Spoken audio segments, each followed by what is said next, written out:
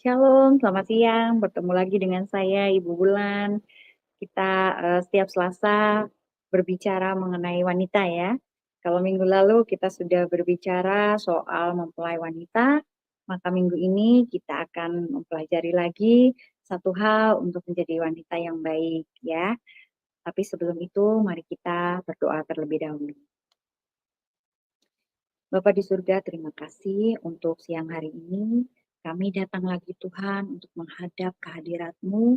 Kami mau mendengarkan suara-Mu Tuhan, kami mau mendengarkan pengajaran-Mu Tuhan, kami mau mendengarkan jalan hidup-Mu Tuhan, supaya kami dapat hidup dengan baik, dan supaya kami dapat hidup berkenan di hadapan-Mu. Terima kasih Bapa di surga, hanya di dalam nama Tuhan Yesus kami berdoa dan bersyukur. Haleluya. Amin. Puji Tuhan. Siang hari ini saya mau berbicara mengenai melepaskan segalanya. Ya, Bapak Ibu, terutama ibu-ibu ya, pada waktu eh, akan menikah dulu ya, eh, pasti ibu-ibu punya rasa takut, ragu-ragu mungkin ya, atau bimbang. Bimbang maksudnya, aduh nanti biasanya saya tidur sama ibu, biasanya saya tidur sama kakak, misalnya apa sama adik. Sekarang saya tidur sama suami, aduh gimana ya gitu. Ada perasaan-perasaan seperti itu. Kalau dulu saya ada loh, ya. Waktu mau menikah itu rasanya, aduh biasanya tidur sama kakak, sama adik, keruntelan gitu ya, bertiga gitu. Sekarang sepi banget sama suami, dia kan laki-laki, kan kita beda gitu ya. Nanti nggak bisa gosip gitu ya. Biasanya kalau sama perempuan-perempuan, kebetulan saudara-saudara saya itu perempuan semua. Kakak saya perempuan, adik saya perempuan. Jadi kami itu kalau tidur bertiga itu jadinya ngebanyol, ya apa ya, saling bercanda gitu, saling ngomongin gitu ya, ngomongin orang, ngomongin hal-hal yang lucu tapi maksudnya, wih tadi itu si ini jatuh, misalnya seperti itu. Kita melihat dari sudut yang sama gitu, karena kita sama-sama perempuan, kita sama-sama dilahirkan dari rahim yang sama, maka Eee, pembicaraan-pembicaraan atau bercanda-bercandaannya gitu seru banget gitu kan. Itu biasanya kalau malam kita bercanda dulu, baru tidur, seperti itu. Ada hal-hal yang hilang gitu ya pada saat kita menikah, pada saat kita menjadi istri orang, pada saat ada orang lain di tempat tidur kita, gitu. Itu ada sesuatu yang, aneh gitu ya, ada sesuatu yang, mmm nanti gimana? Saya ngomong apa? Saya ngobrol apa sama dia gitu. Ada hal-hal yang seperti itu. Biasanya, apa, kalau sebelum menikah gitu ya, saya ngobrol banyak sama ibu saya bisa cerita apa aja, beliau juga cerita apa saja ke saya, "Ini sama suami gimana ya?" Ada ketakutan-ketakutan seperti itu ya, Saudara. Ada, apa namanya, perasaan-perasaan yang, "Duh, nanti kalau misalnya aku salah ngomong gimana ya?" Belum lagi kalau misalnya ibu mertua ikut saya gitu, ikut kita gitu ya.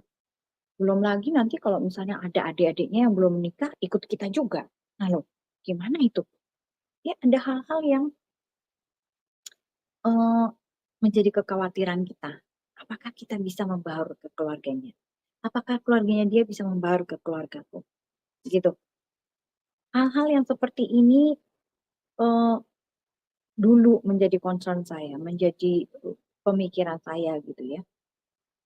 Dan nah ini Saudara, memang kalau seorang wanita, mau menikah gitu ya, mau masuk ke kehidupan yang baru, karena pernikahan ini adalah satu gerbang kehidupan yang berbeda sama sekali dari yang sebelum menikah, maka ya kalau minggu lalu kita, eee, membicarakan mengenai persiapannya ya, apa aja sih yang harus disiapkan untuk menikah, hari ini kita akan membicarakan sebenarnya kalau mau menikah itu, kita sebenarnya harus melepaskan segala sesuatu, gitu.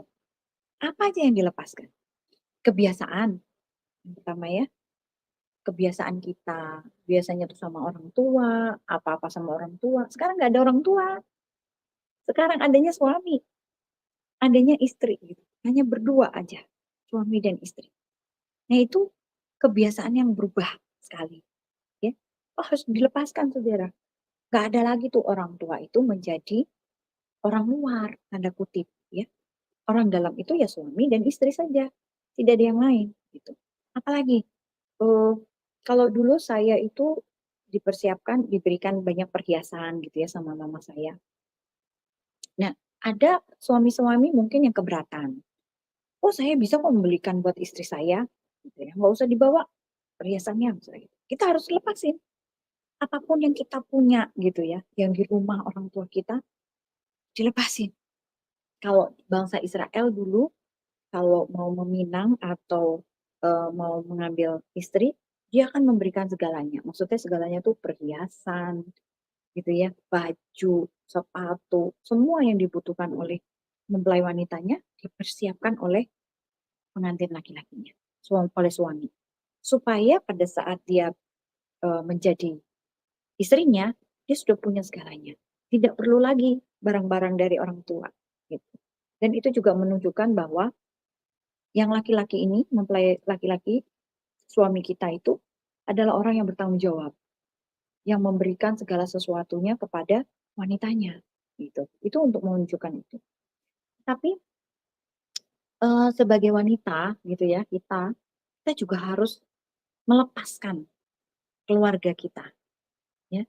Nggak ada lagi tuh yang namanya adik, kakak itu orang luar semua. Saudara sepupu, saudara apa gitu, semua adalah orang luar ya. Maka kita membentuk keluarga yang baru.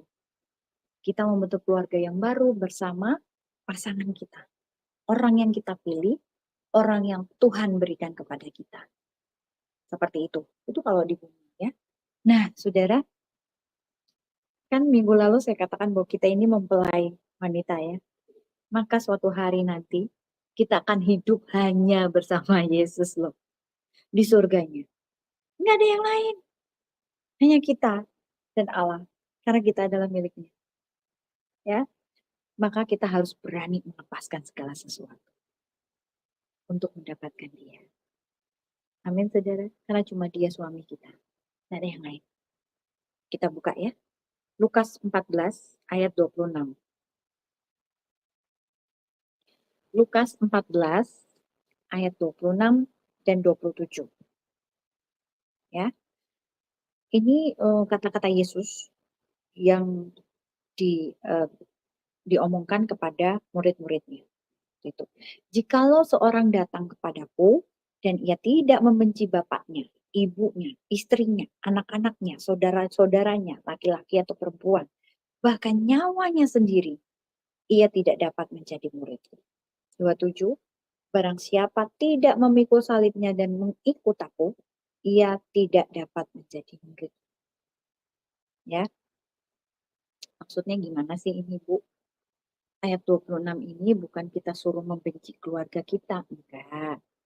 Tetapi kalau kita lebih mengutamakan mereka, kalau kita lebih mengasihi mereka lebih daripada Yesus. Kalau kita lebih pokoknya urusannya mereka adalah nomor satu gitu. Maka kita nggak bisa jadi murid Yesus.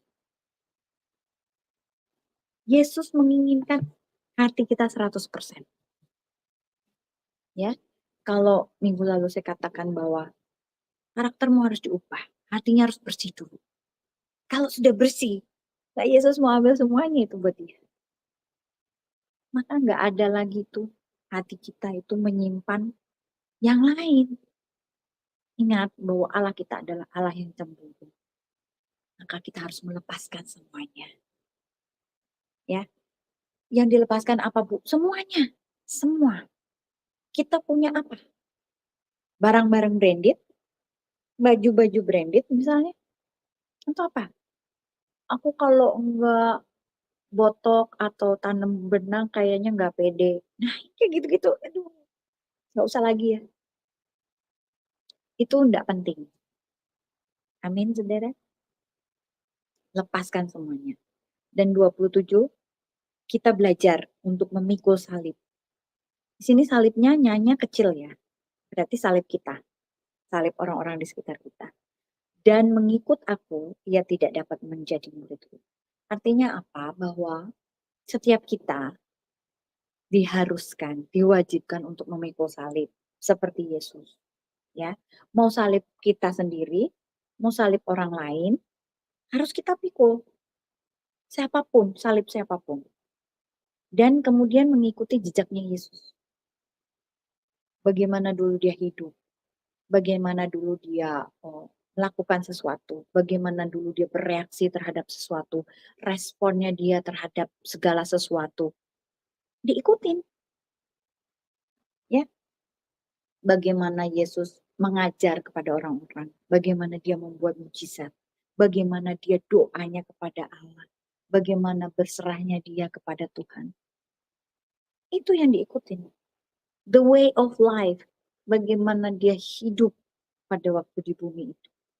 Itu teladan kita. Kalau kita tidak bisa ngikutin itu, kita nggak bisa jadi muridnya.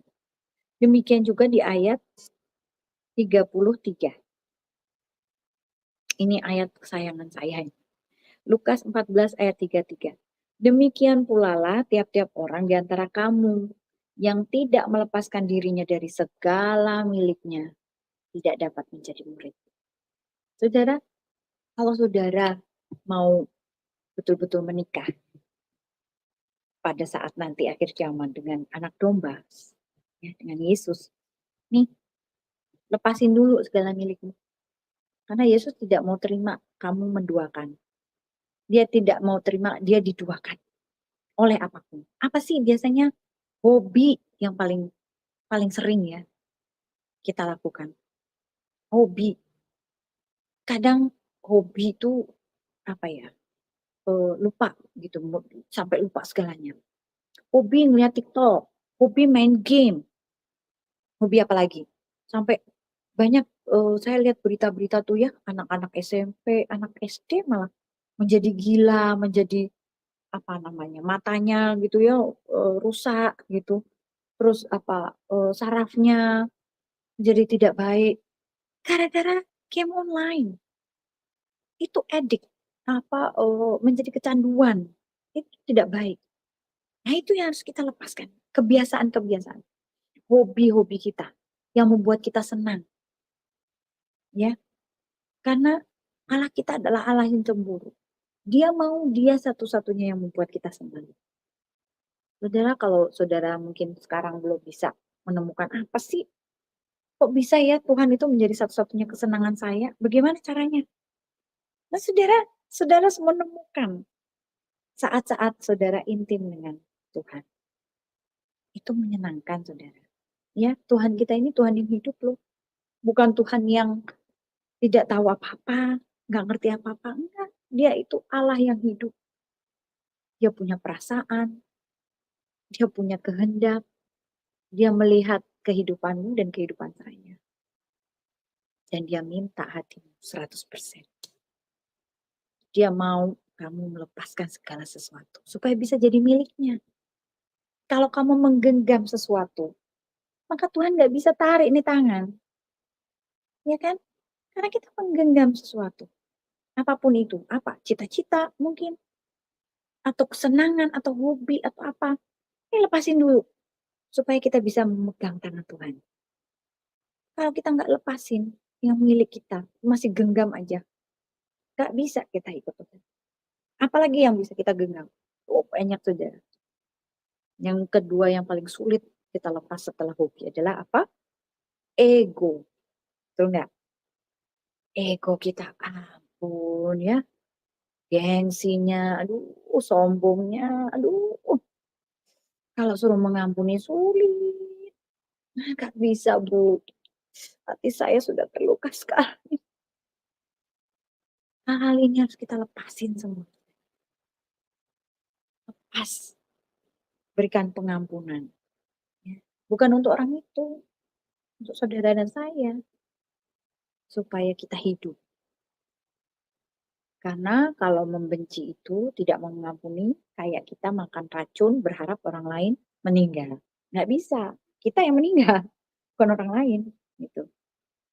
Kalau kita minum racun, maka kita akan meninggal. Kalau kita tidak mau mengampuni, ya lanjutkan sendiri ya. Tetapi hal-hal ego, gengsi, malu, kecewa, marah, apa, tidak terima, tersinggung, itu harus dilepasin semua. Jangan digenggam supaya Tuhan bisa tangkap kita, pegang tangan kita, supaya kita jalan terus bersama Dia. Amin, saudara. Nah, yang kedua adalah keadaan menikah setelah kita melepaskan segalanya, ya, sebagai wanita, sebagai mempelai wanitanya Allah, sebagai istri harus tunduk suami. Waduh, ini sulit lagi. Tapi kita mau belajar ya.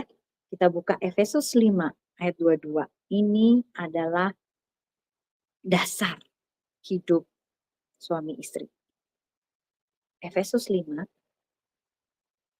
ayat 22. Kalau bahasa Jawanya ini primbonnya, primbonnya hidup suami istri. Ya, saya bacakan ayat 22. Hai istri, tunduklah kepada suamimu seperti kepada Tuhan. Karena suami adalah kepala istri, sama seperti Kristus adalah kepala jemaat. Dialah yang menyelamatkan tubuh. Karena itu sebagaimana jemaat tunduk kepada Kristus, demikian jugalah istri kepada suami dalam segala sesuatu. Dalam segala sesuatu. Bukan dalam senang aja ya ibu-ibu, tapi dalam segala sesuatu. Bu, gimana kalau suaminya salah? Izinkan suamimu salah. Beri dia kesempatan untuk berbuat salah.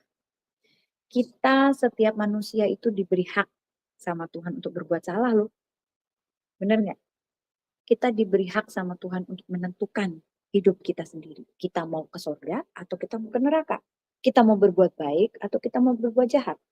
Kita mau hidup seturut firman Tuhan atau kita hidup memberontak. Kita diberi hak penuh sama Tuhan.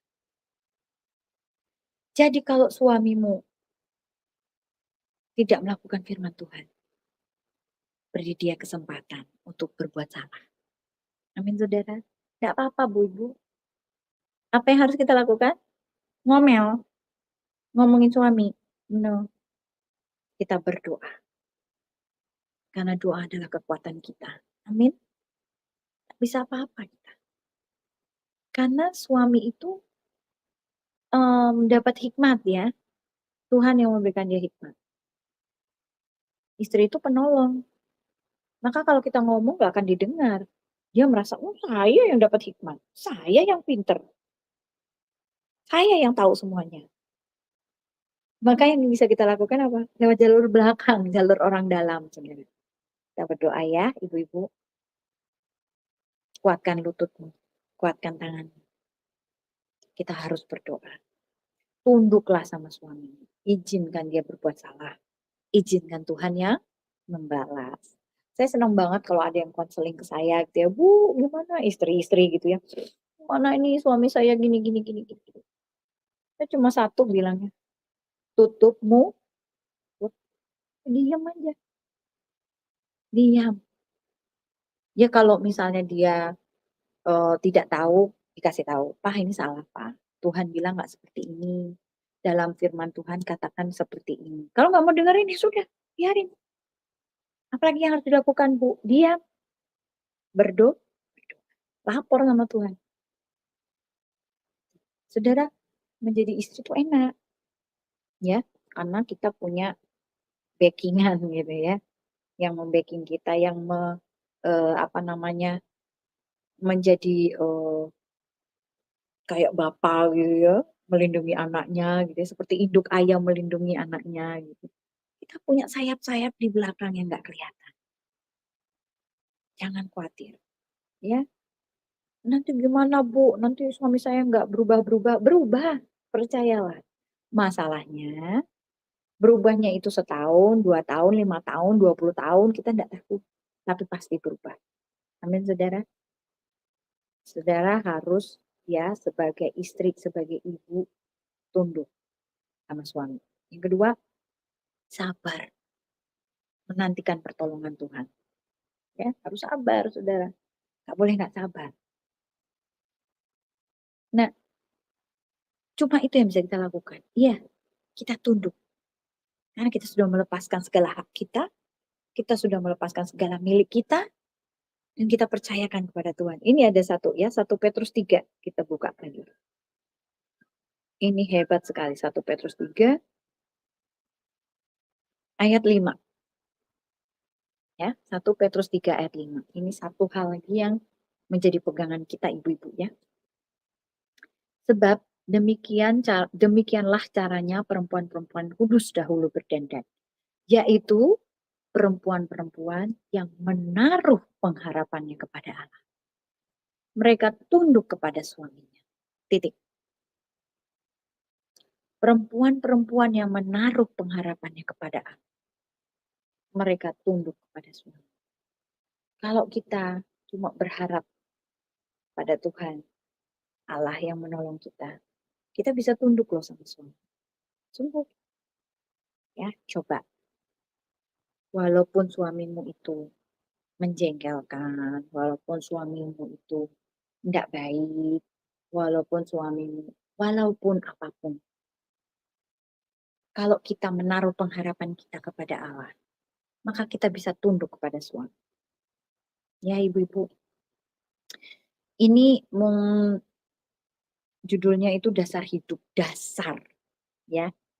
Dasar bagaimana kita hidup sebagai seorang istri, seorang wanita yang menikah kepada laki-laki. Ini dasar hidupnya. Tunduk. Apapun dalam segala hal di Efesus katakan ya. Efesus 5 ayat 4 tadi katakan dalam segala hal tunduk. Nah saudara, ada dua syarat supaya kita bisa tunduk. Yang pertama tadi adalah menaruh pengharapan kepada Allah. Kalau kita tidak berharap kepada Allah, kita tidak bisa tunduk, saudara. Susah ibu-ibu, ya mau tunduk itu susah, bener nggak? Biasanya ibu-ibu, ya contoh ya seperti saya dulu kan bekerja. Saya bekerja, saya punya jabatan, saya punya penghasilan yang baik, saya istilahnya dikenal gitu ya, punya anak buah banyak gitu. Begitu saya menikah, suami saya tidak membolehkan saya bekerja. Waktu itu saya sudah punya anak satu, mau kedua, tidak membolehkan saya bekerja lagi. Waduh, di situ saya betul-betul rasanya tuh tidak berharga, saudara. Sulit sekali tunduk sama suami dengan keputusan yang seperti ini. Ya, ibu-ibu yang seperti saya pasti bisa merasakan ya. Biasanya punya duit sendiri, sekarang nggak punya uang sendiri. Biasanya kemana-mana bekerja gitu ya. Di mana-mana dikenal, oh ibu manajer gitu ya. Karena saya punya jabatan. Ibu manajer sekarang ibu rumah tangga, nggak ada jabatannya.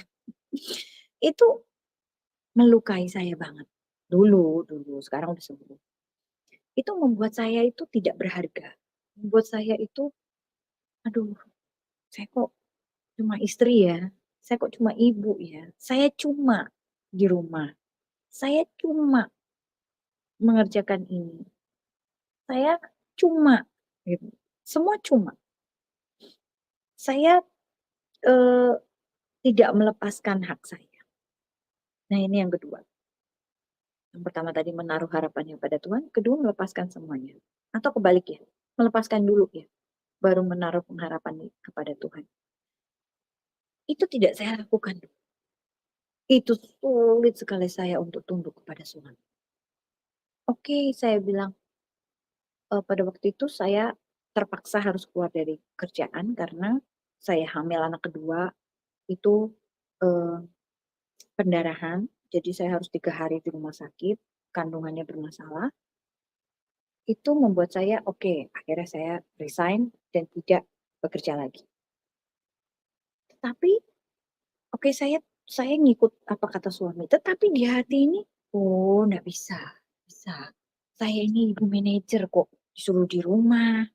Saya ini punya prestasi kok, disuruh masak, disuruh beres-beres, suruh memelihara anak gitu ya. Aduh, saya nggak bisa. Tapi di situ, saudara. Saya belajar untuk melepaskan hak saya. Saya belajar untuk menaruh pengharapan saya kepada Tuhan. Awal-awal masih sulit, nggak bisa saudara, susah. Menaruh pengharapan kepada Allah, wong Allah aja nggak kelihatan. Menaruh pengharapan kepada Allah, wong saya nangis aja nggak ditolong. Menaruh pengharapan kepada Allah bagaimana? Wong saya itu istilahnya punya macam-macam kok, sekarang jadi nggak punya apa-apa. Dulu jajan enak aja, makan di tempat A, tempat B, resto A, resto B. Bisa aja punya duit, sekarang nggak bisa. Dulu kalau pulang kantor mesti mampir karaoke, mesti mampir ke mall, beli apa gitu ya. Sekarang nggak bisa, nggak punya duit. Kalau mau minta suami, pasti diomelin dulu. Ngapain? Kamu kan di rumah, ngurusin anak-anak, nanti anak-anak sama siapa? Wah itu sulit waktu itu saya untuk melepaskan ini. Butuh waktu, saudara. Butuh beberapa peristiwa yang membuat saya akhirnya, oke Tuhan, saya menyerah. Saya menyerah. Nah, saudara mungkin saat ini dalam keadaan terjepit ya. Dipepet, bukan terjepit tapi dipepet Tuhan. Rasanya belok sini salah, belok situ salah. Saya mau begini, aduh rasanya nggak enak. Saya mau begitu rasanya nggak enak. Saudara percayalah, itu cara Tuhan supaya saudara melepaskan segala sesuatu. Itu cara Tuhan supaya saudara itu menaruh pengharapan hanya kepada Allah. Ya, saya itu bukan asli Semarang. Ya, saya dari Semarang. Saya bukan asli Semarang. Saya dari kota lain, ya, yang dibawa sama suami dari kota itu ke Semarang. Itu membuat saya tidak punya siapa-siapa, tidak punya teman, tidak punya komunitas, tidak punya saudara. Saya tidak punya sama siapa-siapa di Semarang. Rasanya tuh saya sendirian. Apalagi perbedaan oh, cara bahasa, ya, cara bergaul itu berbeda sekali. Di tempat saya, kelahiran saya biasa untuk bicara apa adanya. Tapi orang Jawa ini beda, gitu ya. Bukan maksud Sarah, tetapi ternyata saya itu sulit untuk beradaptasi. Saya harus belajar sekian lama untuk baru tahu, oh ternyata begini cara bergaul di sini. Ternyata begini cara berbicara di sini. Itu butuh saya proses sekali. Saya butuh proses, gitu ya. Beberapa lama, beberapa saat, beberapa waktu saya diproses di situ. Beberapa kali saya bertabrakan atau bersinggungan dengan orang-orang, gitu ya, yang mereka tidak terima saya bicara, mereka tidak terima saya cara berbicaranya, bahasanya, karena perbedaan adat istiadat yang tidak terlalu banyak sebenarnya, tetapi itu sudah membuat saya tuh frustasi waktu itu. Aduh, gimana sih cara bergaul ini gitu ya? Kenapa saya itu salah ngomong terus? Kenapa kalau saya ngomong itu orang lain sakit hati terus? Kenapa kalau saya ngomong itu orang tidak menangkap maksud saya gitu? Itu diproses sekali. Nah, ketika saya menikah dengan suami saya dan saya pindah kota, itu suatu apa ya, masalah buat saya. Karena saya terbiasa hidup di kota besar, ya, sampai di kota ini loh kok begini gitu. Aduh, ini kota sampai ada suara jangkrik, sampai ada suara kodok gitu, saya tidak pernah dengar gitu. Itu membuat, aduh frustasi sudah, sungguh. Tapi saudara tahu nggak? Ya memang melalui proses ya, tapi ada sampai satu titik saya menyadari bahwa, ternyata ini proses Tuhan. Eee, yang akhirnya membuat saya itu menaruh pengharapan hanya kepada Tuhan. Saya dibuat sendirian, saudara. Saya dibuat tidak punya teman. Saya dibuat tidak punya siapa-siapa. Saya dibuat tidak punya pegangan apa-apa. Ya kan? Pekerjaan nggak ada, uang nggak punya. Saya di kota mana nggak tahu ini di mana gitu ya. Sampai teman-teman saya itu waktu itu mengatakan, "Ih, kamu pindah ke mana sih?" di sini."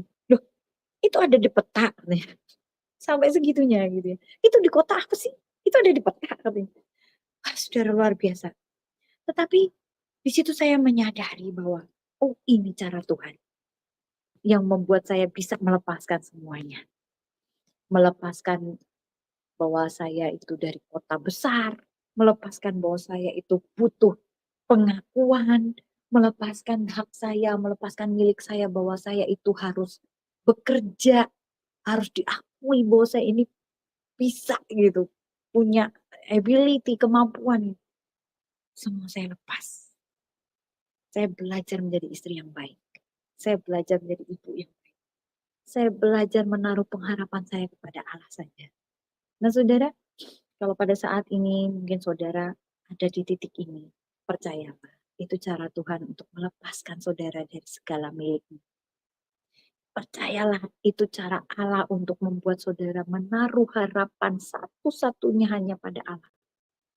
Itu cara Allah untuk membuat saudara itu bergantung 100% padanya. Hatimu diberikan kepadanya 100%. Itu cara Allah. Pertanyaannya, mau nggak saudara memberikan hatimu padanya? Dijawab sendiri dalam hatinya. Mari kita berdoa.